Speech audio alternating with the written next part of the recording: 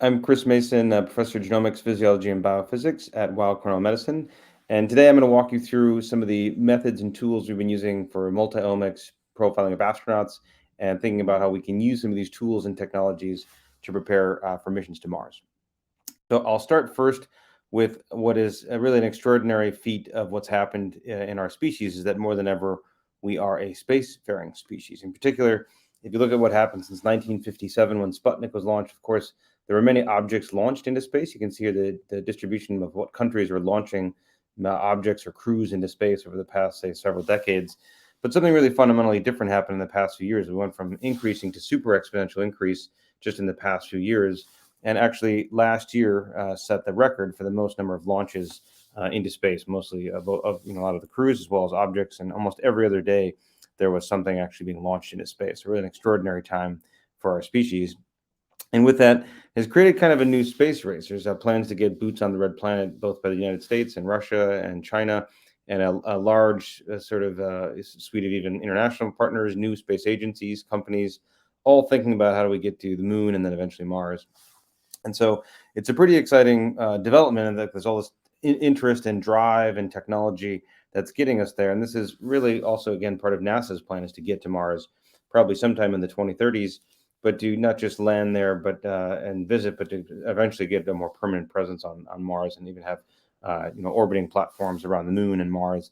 And this slide, I think, details what's extraordinary is that you need all this technology and these tools to enable the science that'll allow exploration on this planet, which you can kind of see here kind of in this rendering. And that's one of the first anchor point I want to look at is that this really explosion of new activity going into space. But the second real, I think, interesting facet that's occurring at the same time as this rapid acceleration into space is, of course, the decreasing in the cost of sequencing, like, say, a human genome or sequencing all DNA and RNA molecules, as that I think, as most of you in this audience know, this has been decreasing quite quickly over the past few decades as well, and now is even down in the hundreds of dollars. And actually, this means that there's many, many kinds of sequencers, and we've actually done some work to characterize different kinds of studies, different kinds of platforms in several studies with the FDA and the SCQC groups over the past 10 years to really benchmark what we see for RNA and DNA sequencing methods. But they keep coming. These are, some seminal articles that have done a benchmarking study once every 6 or 7 years, but we have to keep doing them because we see not just DNA sequences, but also epigenetic data is now for single molecule sequencing, you get methyl and hydroxymethylcytosine at this base level resolution. And we've seen that the Oxford nanopore data has caught up to a lot of other methods you can see here in this paper with these highly parallel, also direct RNA sequencing now available on Oxford nanopore. This was the first real presentation of it, but now is a standard offering actually on the system. And using all these sequencers, it's extraordinary. We can keep finding new kinds of genes, literally the facets of regulation and control in human cells. We're still discovering them. This is the plot of how many genes do we have in 2010 versus the year 2020. And if you look at just this year alone, we finally have more non-coding RNAs, link RNAs, than we have protein coding genes for the first time ever. So it's really using these technologies will enable us to keep discovering new genes, new isoforms, new rare transcripts that are active in rare cell populations or at low abundance, but are functional and are being characterized and validated and really used as the most up-to-date annotation of the human genome. So what I like to say in my lab is that if you think about this quantitatively and qualitatively, it means that actually every single day that you wake up is, at least as a geneticist, is really the best day to be alive because there's more data today than there is any other day before. And that's going to be true every single day that we wake up, as long as sequencers are working, which they continually are and will keep doing so. And so that opens up this great era where we can start to think about sequencers in space, which I'll show you some data about today. We can think about getting to Mars, doing really, real-time medical monitoring of astronauts on their way to different planets or the moon. But it does raise this question of how safe is it to go to another planet? What are some of the risks of going to another planet? And then how could we actually understand those risks and even potentially mitigate them, which I'll show you some data, a way of that we're using today in the lab to actually mitigate some of those risks. So the first snapshot, I'll give you kind of a few vignettes of how we think about this question and some work that we've published and some that's in review now. And the first one, kind of the most, I guess, notorious study in a way was having twins, identical twins. Scott Kelly went up to space for a year, and Mark Kelly on the left stayed on Earth. Now Senator Kelly, so actually it was the beginning of the senatorial genome project in our lab. But Scott Kelly, as a quick review, went up to space for a year back in 2014 and 15. and then made his way back in 2016 after spending a full year up in space, or 340 days. And he took some great pictures when he was up in flight. He did some juggling, which is easier to do in microgravity, of course, because it stays like that. He grew a zinnia flower in space. So it's really extraordinary series of sort of developments, research, science he did up there. And then after about a year in flight, he undocked from the space station. You can see the Earth rotating below the spacecraft in the lower right corner there as he's making his way back towards the planet, finally undocking and coming on back towards Earth. The chute deployed successfully and made it back eventually in Kazakhstan with the crews helping him get out. And it was very nice. We're all glad to see him get back, and he was safe and sound, brought samples, and immediately started doing a lot of other blood work and characterization. Gave us a thumbs up. But he did have to do some of the very first walking. Actually, the first time he tried to walk, there were some challenges for us. He actually had to, you can see here, him trying to walk. It was the first time doing it, but it was very difficult. Uh, kind of stumble a little bit and had to, maneuver around. He had this really harsh reaction to just trying to walk the first time after not being on gravity, and his skin actually broke out into a rash. It felt like it was on fire. He had rashes and discoloration and flu-like symptoms. He really had this really harsh reaction to returning back to gravity. And the big question we wanted to know is why? It's kind of what happened in his body. And to do this, we did basically a complete multi-omics analysis of human spaceflight. In particular, we looked across each modality of biology that we could in terms of getting a full profile, including genetic variation, RNA changes, epigenetic differences, protein, chromatin, antibody, B cells, and other immune cells, telomeres, cytokines, metabolomics, microbiome, cognition, and vasculature changes every few weeks over the course of about 3.5 years to give us a sense of what's changing in concert, whether things are moving up or down in response to spaceflight. So we published this work a few years ago, so I'll summarize it briefly here. But we could see that there were some things that moved in concert. For example, what things moved up all at the same time? For example, telomeres moved up, which is unexpected. They usually get shorter as you age, the caps at the end of your chromosomes, but here, of course, they get a little bit longer, which we've since validated in other astronauts, and I'll show you a little bit more data about that shortly. But we could see many, many things return to baseline after he got back to Earth, including his telomeres. So even though Scott Kelly got sort of younger in a way, and he did get a little bit taller, he gained 2 inches, it did revert back to normal when he got back to Earth, actually. And so the interesting thing, though, is we could see this as qPCR, but we really want to take some of the more modern sequencing methods and line up the reads and get a base level resolution of what's present and what's happening, essentially on in his telomeres and what's happening in his DNA. And to do this, we first started using nanopore data, but also PacBio data, and we could actually start to see the motif, the TTAGGG. You can see each one of these lines is a different read, a fragment of DNA we sequenced, and you can see the mapping quality once we map it there and see that there's no motifs. No, you see it's flat here, but then suddenly once we get into the extended telomeric region, we can see the density of that motif pops up, so we can clearly see it there. And then we also wanted to validate this on PacBio data. So here the same thing, we can see no motif in gray, and then suddenly once we hit the telomere, you can quite clearly see it. And we also see these other colors, these non-canonical repeats, which I'll come back to shortly.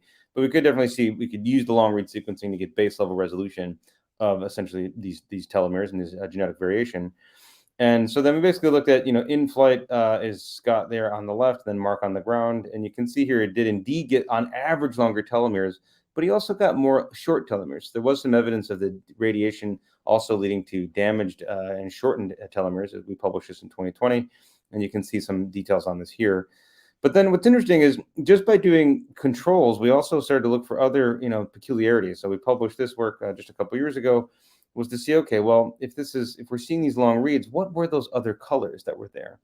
So we confirmed that we can use the sequencing to do full telomere characterization on a range of trios, published this in Genome Research. In particular, you can see here, for example, just start with chromosome 12, the end of chromosome 12.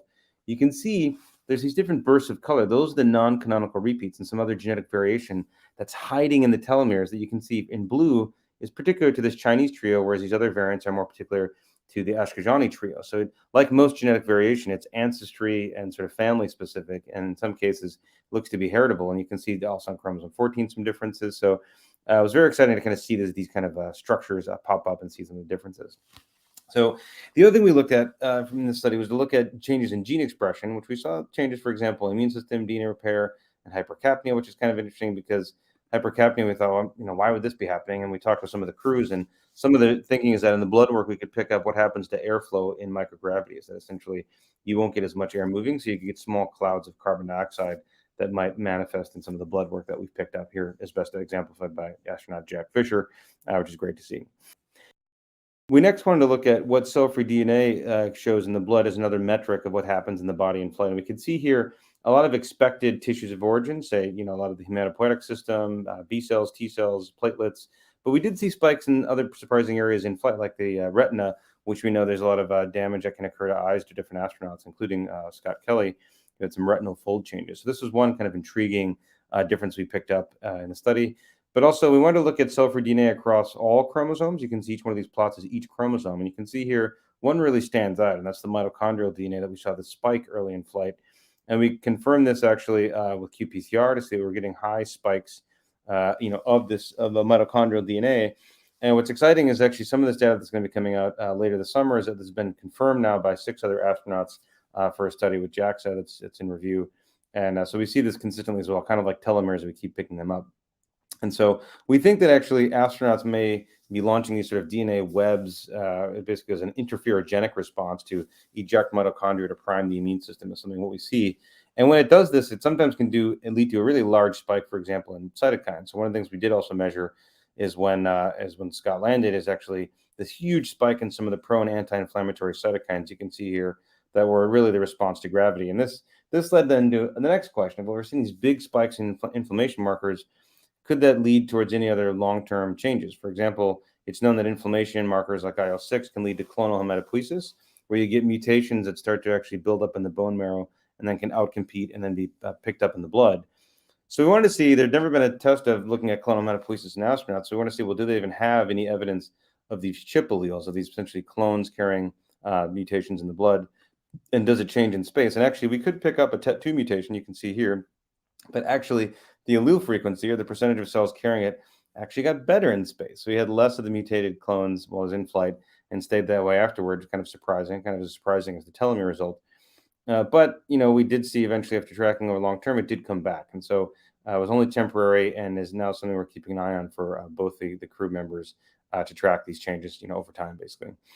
And so, with that, we did actually publish this also a couple years ago, and this was something that's kind of fun about this paper is if you zoom in to one of the figures where you can see the different clone that has a variant of a cell, you can see kind of Baby Yoda's hiding in that little cell, little Easter egg for everybody. So overall, it was good news that most things recovered, and we published some of this work again a few years ago. So I want to summarize it. But clearly, what we need is more astronauts, more data, and even more modern methods. So we launched an IRB in an informed consent form, so that anyone who's going to space can actually basically enroll in the study, or anyone also for some controls. We've been using them as well. And we're calling this kind of the Space-Omics and Medical Atlas Protocol, or the SOMA protocol, which is to really give a detailed profile across many of the same modalities of biology, what's changing before, during, and after spaceflight. So the first chance we got to use this was with the Inspiration 4 crew, working with the SpaceX medical operations team. We were able to actually really quickly get this study up and running, and did a lot of work on this crew. They flew up there, basically made it up to higher than the space station, higher than the Hubble Space Telescope, and got up to 590 kilometers at apogee, the highest peak. And when they're up there, of course, they took some selfies because, why not? You're in space. And they got to work and did collections of several hundred samples during and before and after the mission, and also did some blood draws and ultrasound, a wide range of work. A lot of this work is in review right now. And, then basically came back down to Earth, splashed down just fine, and then made their way back towards the boat. And we were all very excited and cheering. They were, because they made it back alive. They cheered, and then we cheered.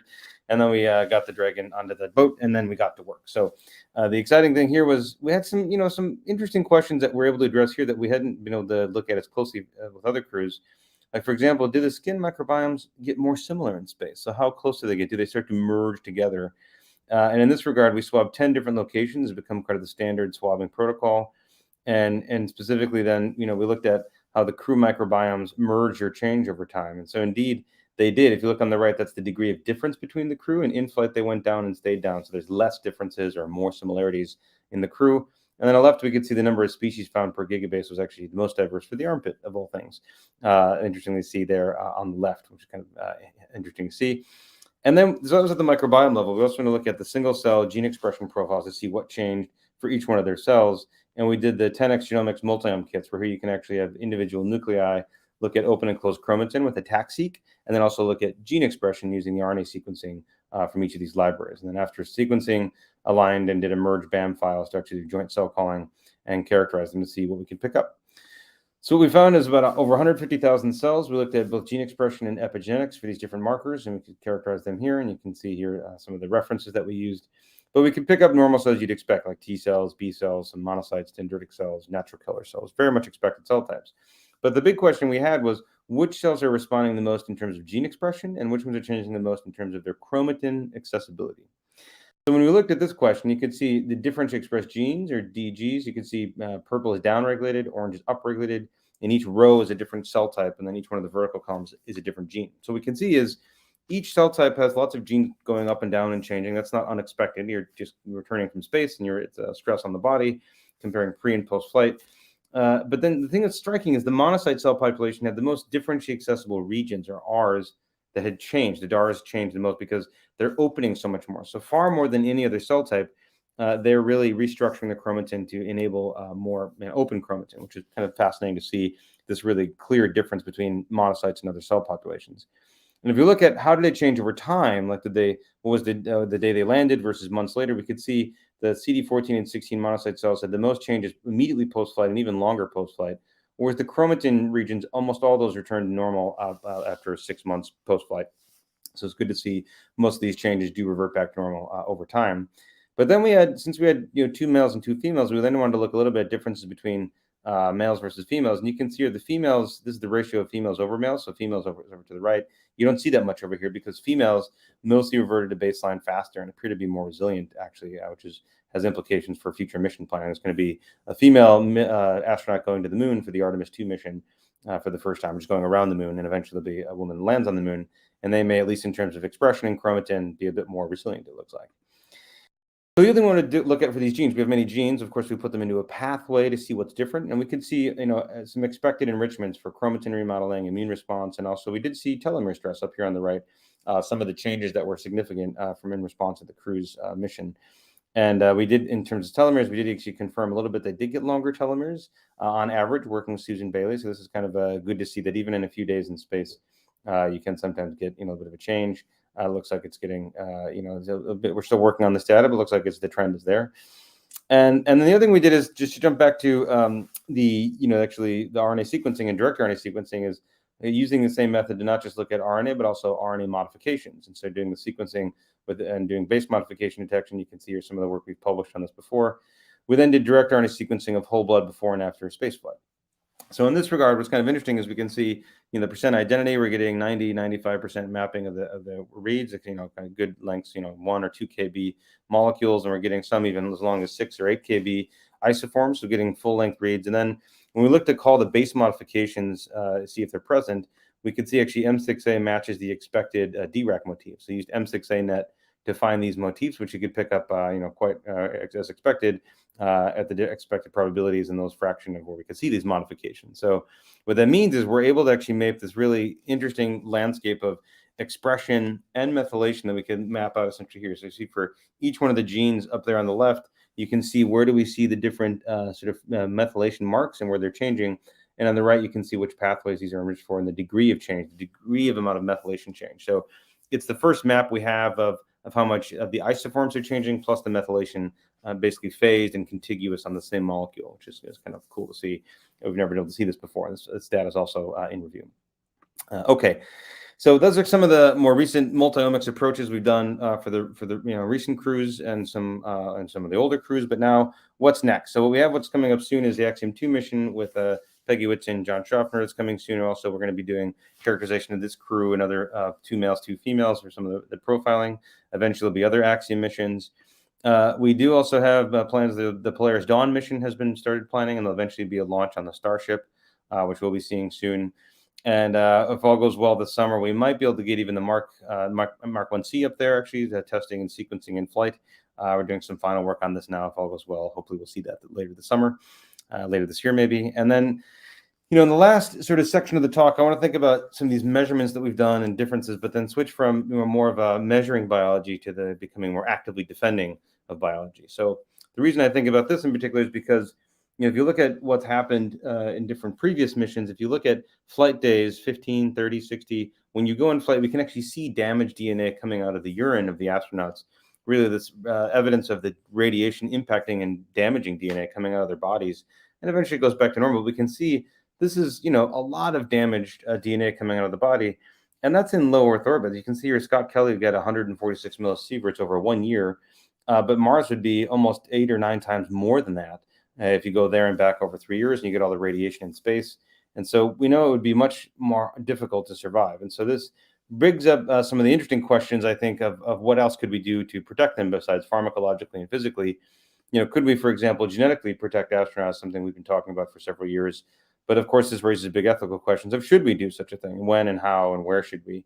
And it seems as though this is a rare kind of idea, but we're already doing clinically large scale engineering of CAR T and CAR NK cells to infuse them into patients. And we've reviewed this here. There's actually now thousands of clinical trials using modified T cells or other immune cells therapeutically. And so you actually being quite effective, especially for some blood cancers.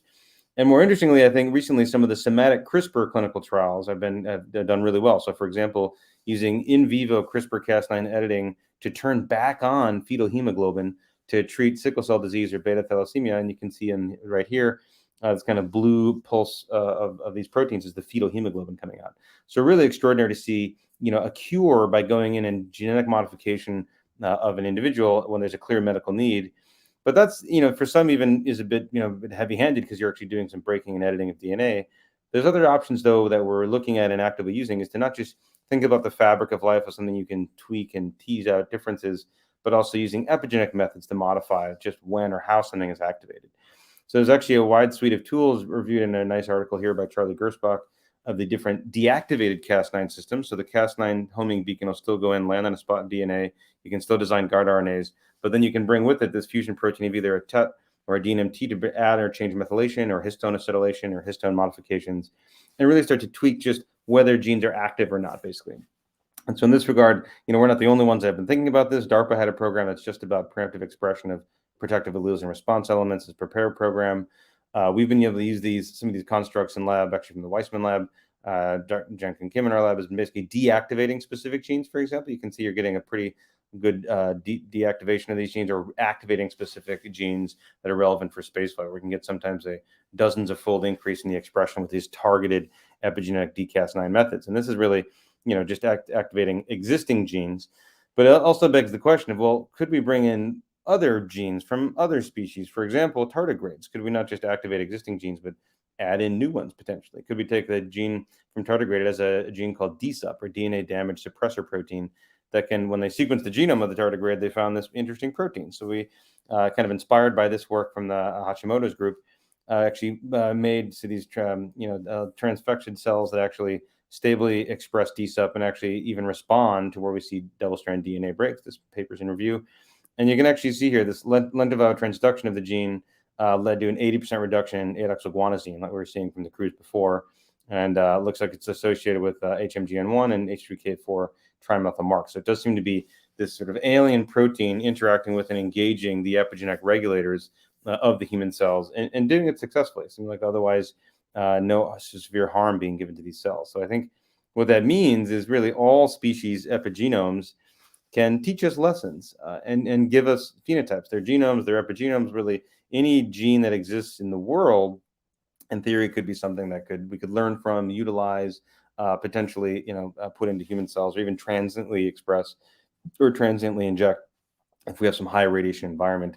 It gives us this chance to take all those lessons and bring them to bear, basically. And so with that, actually, one of the other things we've been doing is not just taking it from DSEP, but actually doing hunting around for different microbes, for example, that can survive in high carbon sinks. So characterizing these microbes here. This is from the Two Frontiers project in lab, was finding these species that have adapted and survived and learned to survive in really harsh environments because they also carry big lessons. And so I want to close in the last few minutes a little bit on the biggest question of why, which I think is a very common question people think about for any research, but in particular for spaceflight research. One of the biggest questions is, well, why do this work at all? If there's other diseases, there's other problems, there's societal problems, this is expensive, all the launch costs.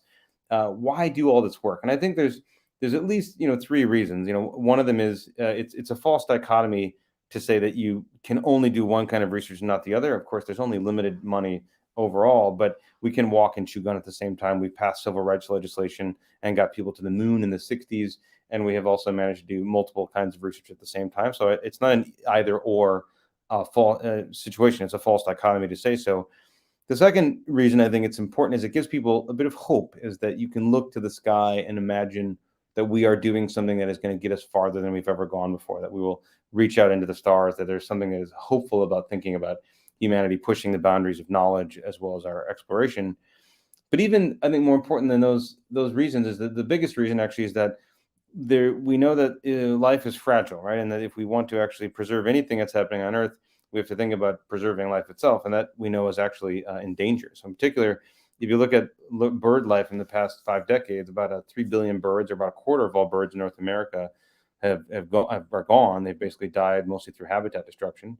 Also, we know our modern lifestyle is probably destroying microbiome diversity. So we're losing species quite literally before we can even find them, based on a lot of the sequencing analysis. And this is not the first time. So we know that actually, if you look at the history of the Earth's temperature, we've had a world without polar ice caps, we've had a world with polar ice caps. You can see it's gone up and down many times over the past 500 million years. And you can see every time, though, that it is there, it has basically, we see a large drop off in species when there's too many changes and too fast of a change in the temperature. So this is the big risk, is that right now, what if the temperature is increasing too fast? And suddenly we're going to basically create a sixth mass extinction.